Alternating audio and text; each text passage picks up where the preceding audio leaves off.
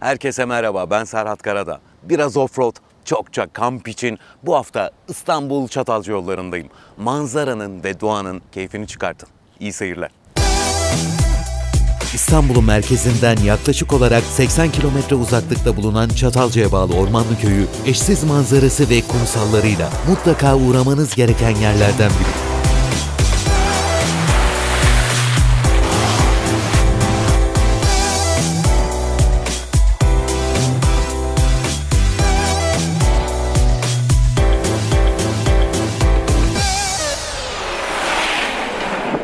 Biraz offroad, biraz eğlence derken artık acıktım. Kamp alanına gitme vakti geldi. Önce etraftan odun toplayıp ardından o ünlü kamp ateşini yakacağım ve kampın keyfini çıkaracağım.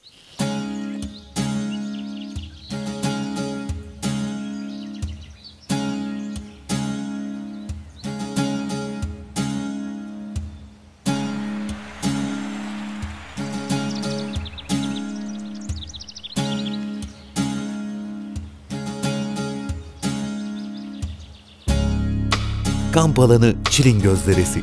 İstanbul merkezine 120 kilometre uzaklıkta Çatalca'ya bağlı olan bu doğa harikası bölge yaban hayatı koruma alanı ilan edildi. Çakal, sansar, tilki, karaca gibi canlılara ev sahipliği yapan bölgede avlanmak sürekli olarak yasaklandı. Çilingöz kamp ve doğa severlerin rotasında mutlaka bulunmalı.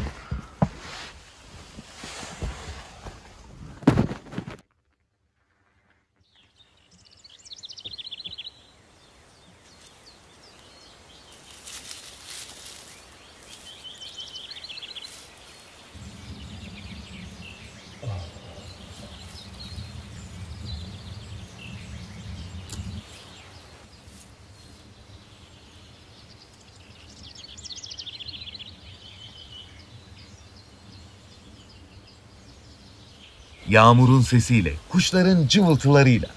Uyandığım harika bir sabahtan herkese günaydın.